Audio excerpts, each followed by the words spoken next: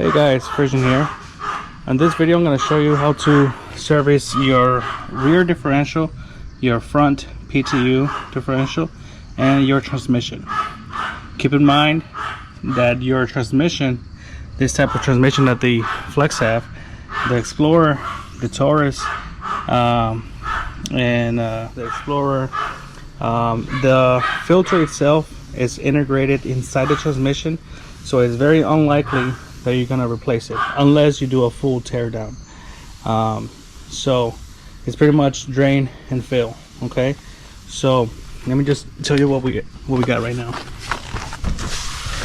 For the transmission, it's super easy. Okay, so right here you're gonna have a drain plug and use it is a 11 mil. Okay, check it out.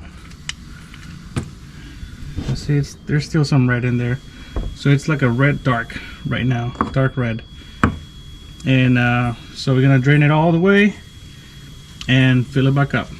So once you fill the transmission back up, there is a dipstick by the oil pan up there under the hood, and make sure your transmission is hot, and just check your level up to the correct amount. Okay, your PTU, it's back here. Okay, I already removed the plug. I removed the plug right about here where you see the drops. There is a plug that you can use, either a Torx T40 or a 1/4 inch Allen wrench. Right across, right about where my fingertip is at, you're gonna have the actual plug where you fill in the fluid. You're gonna be using about a quart of 75 140 gear oil. Okay, I'm gonna use the Valvoline brand, or you can use the Motorcraft, whichever you prefer. So same thing, remove the drain plug, drain everything out, and then the fill plug up top, and then you're gonna fill in up to the level, and whenever it starts coming out, that's pretty much going to be your indication that the level is correct. Okay, and then again, your car has to be leveled. Okay, so other than that, that's pretty much the basics of it. In this situation, the PTU overheated, and very little fluid came out, and it's extremely dark, and that's why the transmission is covered with oil. It's not the transmission fluid, it is coming from the PTU at some point. There is no noise, there is no grinding, there's no nothing, but I don't want to risk it because this is a customer, and they'd rather remove the PTU and either see if there is damage internally, and see if we can just clean it and use it again, or replace it completely. So we're gonna check out our options, and on the next video I'm gonna show you how to actually remove the PTU, and so check that out. The fuel hole and the rear differential, there's only one plug, and that plug you're gonna put in your extractor, remove all the oil, as much oil as you can, and then fill it back up. When it starts draining over, that's when you stop, and then put your plug back in, and that's pretty much it.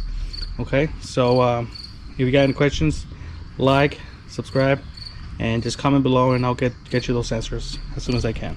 So see you on the next one. Alrighty, so we're at the back. We're gonna service the rear differential first, and then the front PTU differential. Okay, so for the rear, you want to use 75 890 gear oil, and for the front, I'm gonna use 75 140, also known as the 80 140. So preferably, you know, you can use the Motorcraft, but I've used Valvoline for gear oils all my life, and I've never had any issues with it. So this is just an empty can, and what I'm gonna do is just remove the plug from the differential. It's towards the back. It's a 3/8 size, and then just put your oil extractor in there, and just pump out as much as you can from in there, and put it into your container. And then we're gonna pump in our 75 90 gear oil into it, until the level of the fluid comes out a little bit, and then that's gonna be it. So the only thing you need to do is just lift up the vehicles from the front and the back so it can be leveled, and so you can get the right measurement whenever you fill up. Alright, so you're gonna have the plug right back here. It's gonna look like so. Okay, and just clean it out before you install it back in there. And like I said, I'm just gonna put in my oil extractor in there and take up as much as oil as I can, and then I'm gonna fill it back up. So let me do that.